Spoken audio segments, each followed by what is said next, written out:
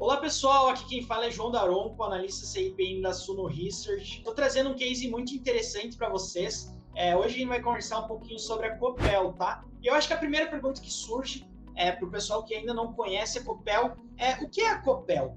Basicamente a Copel ela é a Companhia Paranaense de Energia, tá? Então ela atua nas três linhas ligadas ao setor de energia. Geração, então ela tem um dedinho ali na geração, a transmissão e a distribuição e comercialização, tá? E aí a gente está falando de uma empresa, uma das maiores empresas elétricas do Brasil. Ela tem aí 66 anos de experiência. Alguns fatos interessantes sobre a companhia. Ela abriu seu capital em 1994, então faz tempo, né? E ela foi a primeira empresa de energia elétrica no Brasil a ser listada na Bolsa de Valores de Nova York. Então, ela é uma empresa bastante relevante, tá? Ela tem como principal acionista o estado do Paraná. Então, ele é o controlador. A gente está tratando de uma companhia de capital misto, uma empresa mista, tem 60%. Ela tem participação de algumas outras empresas. O BNDES tem participação nela também. A Eletrobras tem um pouco de participação nela também. Então, seriam basicamente esses os principais controladores, tá? Outras questões a gente pode falar sobre Copel, tá?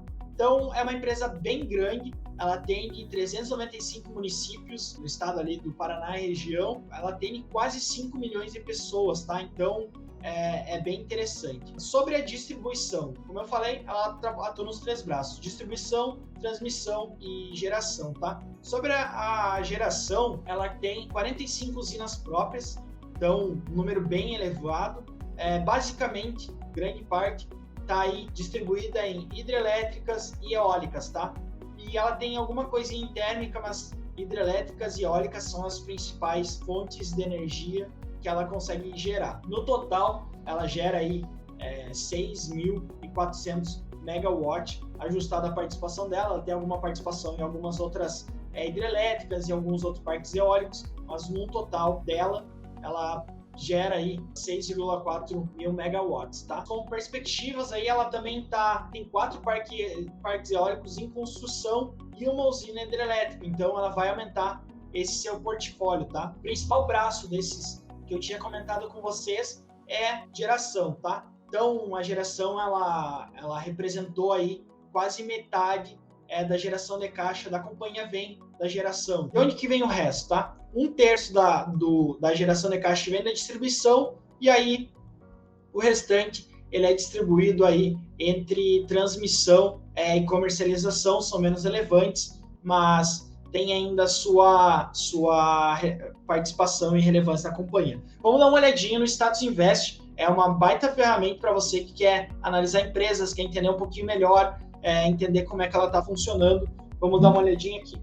Basicamente, a gente pode digitar o nome dela aqui e aí vai aparecer o ticker dela, tá? Copel. Primeira coisa a se olhar da Copel, tá? Onde é que a gente pode começar analisando? Eu acredito que um primeiro ponto interessante é receitas, para saber como é que estão as receitas da companhia e os lucros, tá? A gente tem um gráfico, eu gosto muito de gráfico porque você bate o olho e entende o que está acontecendo. Quando a gente pega um gráfico bastante longo aí, a gente consegue ver que a companhia está tendo crescimento nas suas receitas, então ela está conseguindo repassar as tarifas, está conseguindo aumentar o seu tamanho e também no lucro, tá? Então essa receita está vindo acompanhada de lucro, como vocês podem ver na linha laranja. Outro ponto interessante de se olhar em empresas ligadas ao setor de energia é dividendos, porque o setor de energia ele é muito marcado por receitas previsíveis, tá? Alta previsibilidade das receitas ou alta previsibilidade dos fluxos de caixa futuro. Vamos dar uma olhada nos dividendos da empresa. Aqui a gente tem os dividendos de payout, a gente consegue ver aí que em verdinho o lucro, em azul quais foram os proventos ou dividendos que a empresa pagou. Então a gente consegue ver que ela teve aí um forte lucro em 2020 e aí distribuiu 60% desse lucro como dividendos, o que resultou num dividend yield de 15%, tá? Então, um valor bastante interessante. E aí, o que eu recomendo a vocês, sempre que forem olhar um valor, não olhar uma foto, olhem um vídeo, tá? Então, olhem todo o aspecto, vejam se ele é recorrente ou não, porque não adianta de nada ela ter pago 15% no passado, se isso não é sustentável, não vai se repetir no futuro.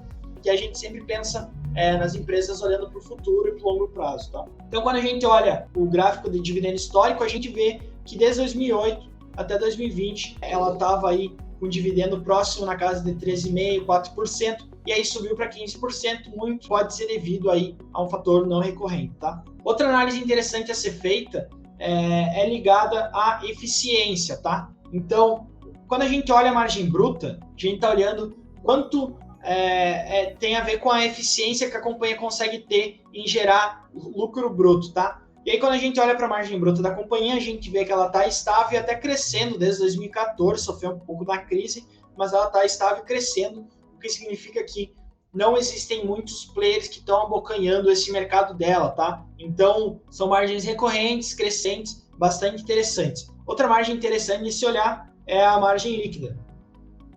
E aí, a gente consegue ver que ela sofreu bastante na crise, então, 2015, 2016, a gente viu uma queda na margem líquida, mas uma recuperação pós isso, com o reaquecimento da economia, a gente conseguiu ver uma forte recuperação na margem líquida. Muito disso pode ser devido a eficiências operacionais, eficiências de despesas administrativas e coisas assim, tá? Eu sempre recomendo vocês não só olhar um case separado, então, como é que eu sei se isso é bom ou é ruim? Como é que eu sei se 20% é bom ou é ruim?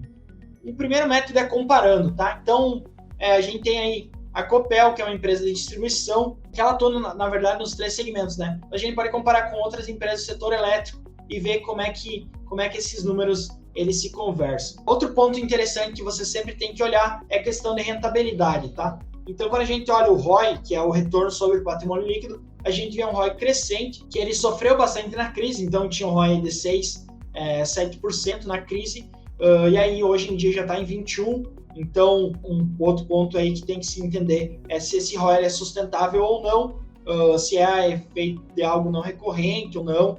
Então, é algo a ser entendido sobre a empresa antes de se investir nela, tá? E aí eu acho que, por fim, a gente tem que comentar sobre a dívida, tá? E aí, a gente tem aqui os indicadores de endividamento, e aí eu vou um pouco além disso. Eu acho que, assim, quando a gente está tratando de empresas elétricas, não só de empresas elétricas, mas entender como é esse perfil da dívida. Ela está indexada no CDI, ela está indexada no IPCA, ela está indexada em qual índice, tá? A Copel, mais de metade, 56% da dívida dela está indexada ao CDI.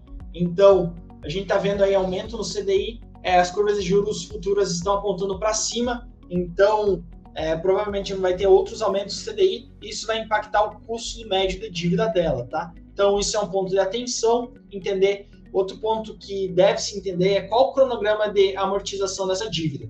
Vamos dar uma olhadinha em quanto que está essa dívida. A gente tem uma dívida líquida de quase 7 bilhões, tá? E aí, quanto ela tem em caixa são 3 bilhões. Entender, ela tem dinheiro para pagar essa dívida? Como está a distribuição dessa dívida dela, tá? Então, se a gente for pegar o cronograma de amortização da dívida, que está dentro do site do RI da empresa, a gente vai ver que grande parte da dívida ela está em 2021 e 2022. Então, ela tem aí 2,6 bilhões para ser pago em 2021 e 2,3, 2,4 bilhões em 2022. Então, outro ponto de atenção para quem quer se tornar acionista da Copel. Ela vai conseguir pagar essa dívida? Provavelmente sim, mas tem que entender como é que funciona, tá? E aí, a gente pode olhar os indicadores de endividamento da companhia. A gente tem a dívida líquida sobre PL, a gente vê que cresceu nos últimos anos, significa que a dívida líquida ela cresceu, basicamente, ou o PL diminuiu, mas como a gente viu que o lucro estava aumentando, é difícil do PL ter diminuído. Tá? Outro indicador interessante é dívida líquida sobre EBIT, ou dívida líquida sobre EBITDA também é bastante interessante. Tá? Então, a gente consegue ver aí que a empresa ela conseguiu diminuir sua alavancagem nos últimos anos, muito provavelmente a função de aumentar o seu EBIT, aumentar seu resultado operacional, e aí, como o denominador ele aumenta, o resultado ele cai, tá? Então, acredito que seria isso, basicamente, sobre a empresa, um briefing sobre Copel. Não esquece de se inscrever no canal, deixa o like se você gostou do vídeo, e não esquece de comentar se você quer que eu traga mais alguma análise, alguma outra empresa que você é acionista ou quer se tornar acionista, mas tem curiosidade sobre como analisar, o que olhar. Então, eu acredito que seria esses os primeiros passos que o investidor de Copel teria que ter para tomar a decisão se é um bom ou um mau investimento, tá bem? Muito obrigado a todos e até a próxima.